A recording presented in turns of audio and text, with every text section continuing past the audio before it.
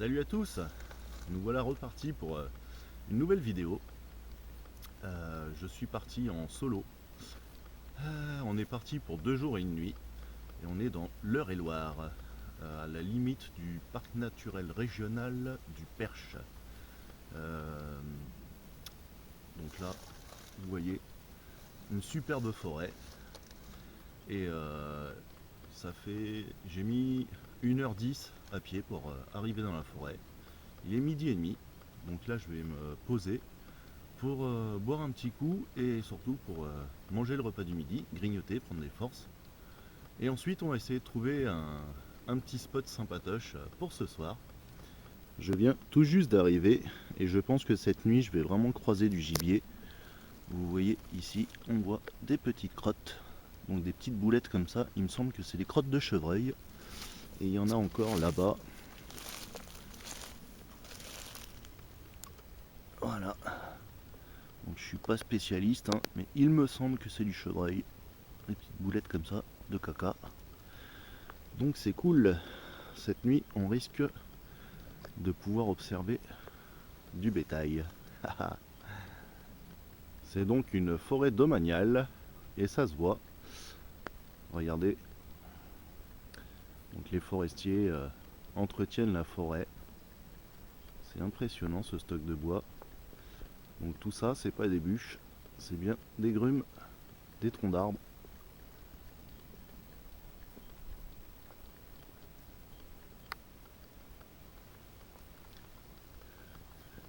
Vous voyez un peu un beau spécimen là, juste sur le tronc où je me suis posé pour manger. Là on voit mon sac. Et donc pour ce midi, comme je vous disais, c'est du casse-croûte. Donc c'est des faritas de maïs avec des saucissons et du pâté Enaf. Voilà. C'est juste pour grignoter et pour aller vite. Parce qu'après il faut que je fasse du repérage et que je trouve mon coin pour la nuit.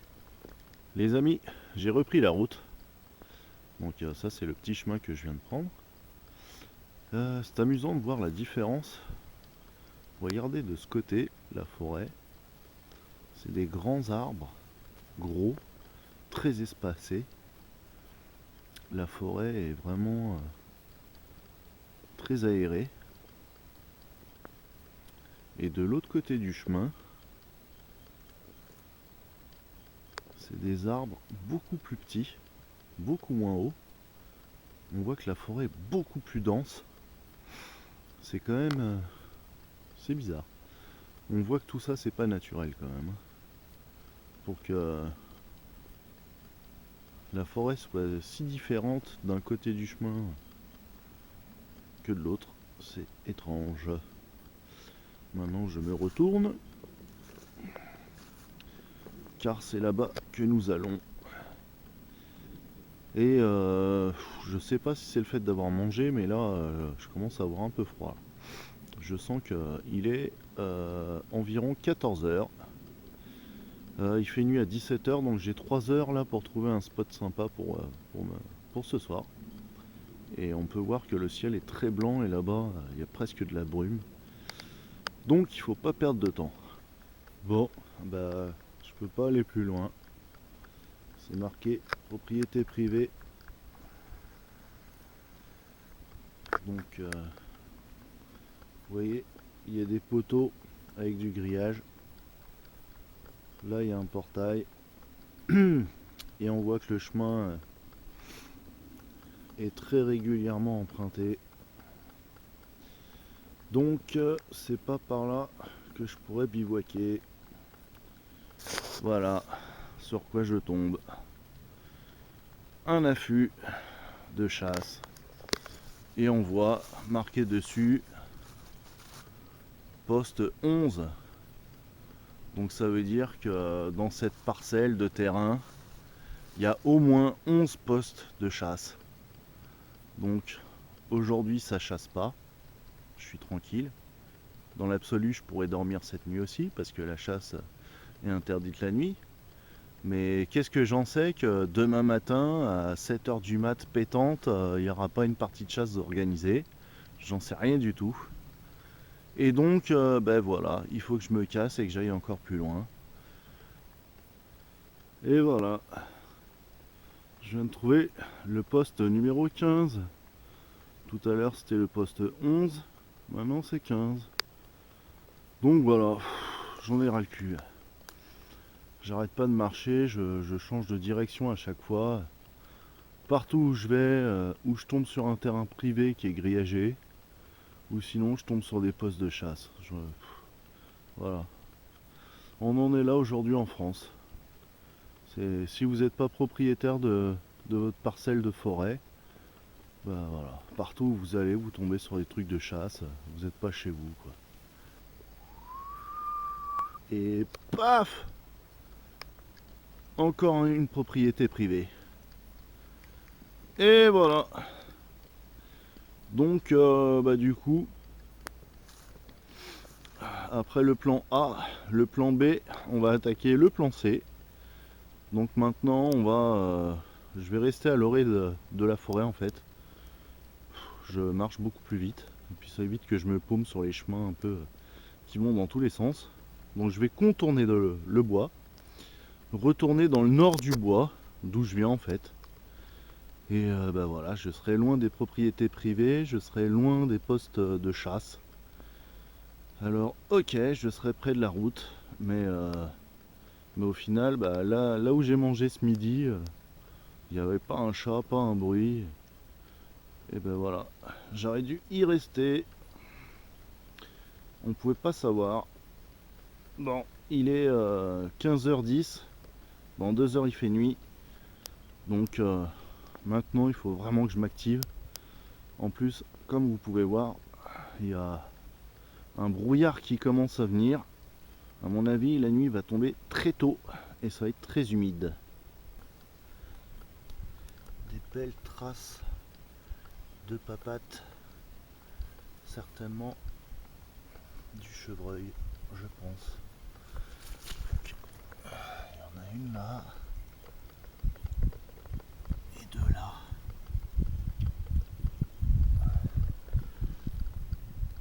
Ouais, ça a l'air d'être des sabots, donc certainement du chevreuil. Ça y est, j'ai enfin trouvé l'endroit où je vais dormir ce soir. Ça a été long. J'ai marché plus de 2 heures dans la forêt pour trouver un endroit cool et voilà. Au final, je suis revenu quasi à mon point de départ. Par là-bas, vous avez un champ avec des fils électriques. J'imagine que c'est pour pas que les cochons sauvages aillent manger les récoltes. Il y a un petit chemin qui passe là-bas, le long du champ. Mais franchement, on ne verra pas. Et puis même si on voit maintenant, je m'en fous. La route est par là, tout droit, au fond. Ben, on voit que là-bas c'est tout blanc, il n'y a plus d'arbres. Hein. Je suis vraiment pas loin. Enfin, derrière, c'est pas la route, c'est un champ encore. Et la route est derrière le champ. Et par là-bas, de la forêt à perte de vue. Et le petit endroit que j'ai choisi. Alors déjà, bien cool, ici, il y a une souche sur laquelle je peux poser mon sac. Comme ça, il est au sec. Ici, une autre souche sur laquelle je peux poser aussi des affaires. Alors la bouteille, oui c'est du rosé, oui ça va, j'ai bu 2 verres de rosé ce midi, hein. C'est pas la mort. Et ensuite, là il y a du feuillu, c'est un espèce de houx. Il y en a aussi là, là, partout. Donc en fait, le petit endroit que j'ai choisi est bien planqué justement grâce au houx. Donc je pense que je vais faire le feu certainement par là. Le houx ne risque pas de prendre feu, le sol est ultra mouillé. Et puis du coup comme ça c'est bien planqué quoi. C'est planqué de la route, du chemin, enfin. Bref, de toute façon je vous explique, ça fait plus de 3 heures que je suis là. Ça fait même quasi 4 heures que je suis là, je n'ai croisé personne. Donc comme je disais, ça va être très compliqué le ramassage du bois parce que tout est trempé. Regardez-moi ça. Voilà, le sol est trempé, trempé, trempé. Et donc, il y a du bois mort un peu partout. Mais ça, je peux pas ramasser quoi. Ça, c'est trempé quoi. C'est du bois mort, mais il est tellement mouillé. Comme là, c'est mort. Ça... Une fois que j'aurai des braises, ça pourra cramer, mais pour allumer mon feu, ça fait pas du tout le taf. Donc, ce que j'essaye de trouver, bah voilà, je pense ici avoir trouvé des branches mortes accrochées aux arbres. C'est ma seule chance d'avoir du bois sec. Donc c'est tout simple, quand on le casse au bruit, eh ben non, ouais, il plie, il est pas mort. Dans le cul, on va aller voir plus loin. Ah ça peut être pas mal. Ça peut être pas mal. Même si la branche n'est pas morte, vous voyez là, hop, accroché dans la branche, il y avait du bois. Donc il n'est pas super sec, hein, parce qu'il y a un taux d'humidité avoisinant les 90%. Hop, je vais en faire tomber un bout. Mais par contre, il n'est pas au sol, donc c'est toujours mieux que rien. Ça réchauffe. Je viens de préparer mon stock de bois. Alors là, c'est pas le stock de bois à proprement parler pour la nuit, hein. Là, c'est pour allumer le feu. Donc 4 tas de bois de 4 tailles différentes pour allumer. Puis après, voilà, on grossit au fur et à mesure. Donc le tout ramassé dans les arbres, comme je vous ai montré tout à l'heure, pas au sol, c'est trop trempé. Et même là, même en ramassant dans les arbres, c'est pas super sec. C'est vraiment pas gagné pour l'allumer. Mais bon.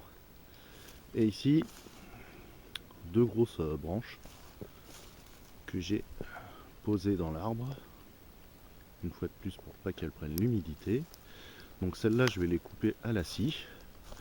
Tout ça, je l'ai ramassé à la main, sans aucun effort. Pour ce soir, j'étais parti sur un abri au sol. Puis au final, j'ai tellement marché, je suis fatigué, j'ai pas envie de me faire chier. Je vois là, il y a un arbre. Là, il y a un autre arbre, juste à côté du feu. Et du coup, je crois que je vais dormir en hamac. Je vais me laisser séduire. Il fait vraiment pas froid. Là, il doit faire 9 degrés, un truc comme ça, quoi. Donc dans la nuit, on aura peut-être 3-4 degrés. Donc j'ai prévu de toute façon couverture, sac de couchage. Je crois ouais, ça va vraiment être un max ce soir. Pas de prise de tête. J'avais vraiment peur de manquer de bois pour cette nuit. Du coup, j'ai ramené là sur le côté. On voit que dalle, on voit pas grand chose. J'ai ramené un gros stock de bois. Donc c'est du bois mouillé. Mais vu que le feu sera à côté, avec un peu de chance, bah, je me dis que voilà, je poserai les bouts de bois à côté des flammes, ça les séchera au fur et à mesure et ça me fera des bûches peut-être en plus pour ce soir. Ce soir, ça va être des carottes avec des patates, un navet et un oignon qu'on va faire dans la casserole, couper en tout petits morceaux avec de l'eau, un bouquet garni, de l'huile, ça va être très très bon. Et surtout, ce qui est intéressant, c'est ça. Ah, regardez comme c'est beau ça. Donc ça, c'est un filet mignon de porc fumé au bois de hêtre. Magnifique. Regardez un peu la pièce. Ça c'est beau ça. Hop. Là il y a un peu trop de lumière. Si, là on arrive à voir. Donc celui-là, je vais le piquer sur une broche. Je vais le faire bien braiser, bien cuire au-dessus du feu, n'est-ce pas? Une fois qu'il sera bien cuit, je vais rajouter des tranches de lard. Voilà. Donc on va mettre des tranches de lard autour, on va le rouler. Et j'ai des petits cure-dents. Donc on va piquer des cure-dents dans le filet mignon, de manière à faire tenir le lard autour. et on va braiser tout ça donc au feu de bois. Ça va être, je pense, sympathique. Et voilà, j'ai épluché les légumes. Donc il n'y a plus qu'à les découper en petits morceaux pour les mettre après dans la casserole qui est là avec la flotte. Et là j'ai tous mes détritus. Et ces détritus, je ne vais pas les laisser là. Non, non, non. Alors autant je ne sais pas ce que bouffent les sangliers, autant je sais que les cochons, c'est leur repas quotidien. Ils adorent ça, les épluchures. Donc je vais pas jouer avec le diable. Je vais tout ramasser et tout foutre à l'endroit où je ferai le feu tout à l'heure. Je vais tout cramer. Il est hors de question que cette nuit, un sanglier me réveille en bouffant mes épluchures. Non, ça, je refuse. Ah, ça c'est beau ça. Donc ça, c'est le petit filet mignon de porc fumé au bois de hêtre que je vous ai montré tout à l'heure. Hein, franchement, c'est beau ça. Ah. Impeccable. Donc, c'est pareil. Il n'y a plus qu'à le faire cuire. Donc, là, je fume. Donc là, je fume une petite cigarette pour prendre le temps de prendre le temps, comme disaient les anciens. Et je vais allumer le feu. En tout cas, putain, imaginez ça, bien grillé sur la braise, enroulé de lard avec les petits légumes qui auront mijoté au feu de bois.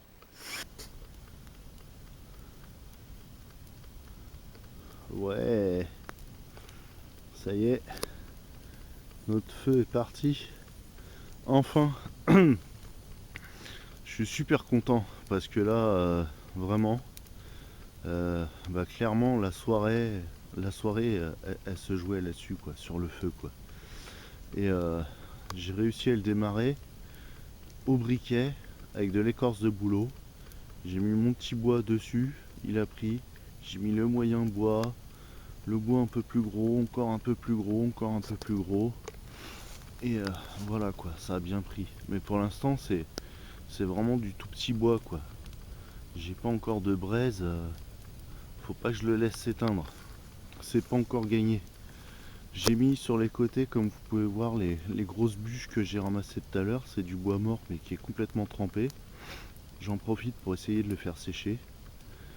Et voilà. Là je vois qu'il est en train de baisser en intensité. Donc je vous quitte. Je vais remettre du bois dedans. Faut pas le laisser mourir. Ça y est, je suis rassuré. J'étais pas sûr d'arriver à allumer le feu ce soir. Et bien j'ai réussi. J'étais pas sûr d'arriver à faire de la braise. Et là, je pense que c'est vraiment en bonne voie. J'ai ramassé vraiment des énormes troncs là, encore. Du coup, là, le feu, vraiment, il chauffe. Il brûle bien. J'arrête pas de foutre des bûches. Ça chauffe les gros bouts de bois que j'ai ramassés tout à l'heure. J'en ai ramassé encore d'autres. J'ai encore de la bûchette.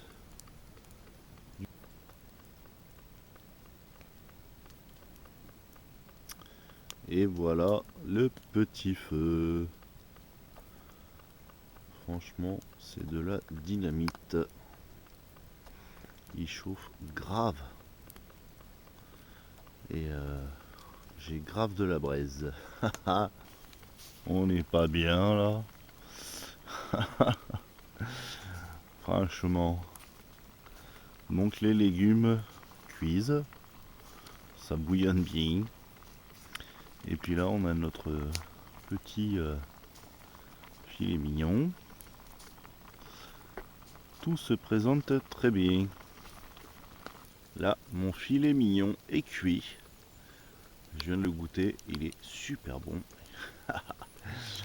Donc maintenant je vais prendre le lard qui est ici. Et comme je disais tout à l'heure, je vais enrouler plusieurs tranches de lard autour du filet mignon que je vais piquer avec des cure-dents de manière à ce qu'il y ait du lard grillé autour, et puis le gras du lard va rentrer dans le filet mignon, ça va un peu le rendre un peu plus juteux. Ça va être mortel. J'ai rajouté donc le lard, les petits pics en bois pour les tenir. C'est juste magnifique, regardez. Aïe aïe aïe. Donc je vais mettre ça au-dessus des braises de façon à bien faire griller le lard là, pour que tout le gras il fonde à l'intérieur. Ça va être magnifique. Voilà, je vous laisse admirer. Ça va être magnifique. On va avoir à la fois le goût du filet mignon fumé au bois de hêtre, avec en supplément le goût de grillé braisé au feu de bois. Et là, pour rajouter à tout ça, si ça suffisait pas, le lard qui a bien grillé autour de la viande. Tout le gras du lard est rentré dans la viande pour la rendre encore plus tendre. Ça va être une tuerie. Donc écoutez, la viande est prête. Mes légumes sont prêts. Le feu chauffe encore super bien. On est servi. Regardez-moi ça. Regardez un peu. J'ai tout mangé. Mes gamelles sont vides. C'était super bon. Et bon bah ça y est, c'est l'heure de se coucher. Je suis dans mon hamac. Là on voit le tarp. Donc là on voit le tarp. Là on voit mes petits pieds. J'ai donc le sac de couchage Quechua 5 degrés, une couverture en laine, et ben, avec ça je dors super bien. Et vous sur ce, moi je vais faire un gros dodo et je vous dis à demain. Bonne nuit. Et voilà, on est au petit matin. J'ai bien dormi, ça va. J'ai pas eu froid du tout, non pas du tout. Là il est bientôt 9 h. Comme vous pouvez voir, la forêt se réveille gentiment. Je me suis levé, il était 7h30, il faisait encore nuit. Et là il y a toujours ce brouillard super épais. C'est impressionnant ce brouillard. Ici on peut voir mon couchage. Donc il n'a pas plu la nuit. Mais par contre à cause de ce brouillard, regardez, tout est trempé. Donc ça va être un peu galère à ranger. J'ai déjà rangé du coup mon sac de couchage et ma couverture. Comme ils étaient secs, j'en ai profité. Ici, c'est là où on avait fait le feu. Et j'ai tout recouvert, nickel. Aucune trace de mon passage. Là, il y avait le stock de bois, pareil. On voit plus rien, c'est tout propre. J'ai tout rangé.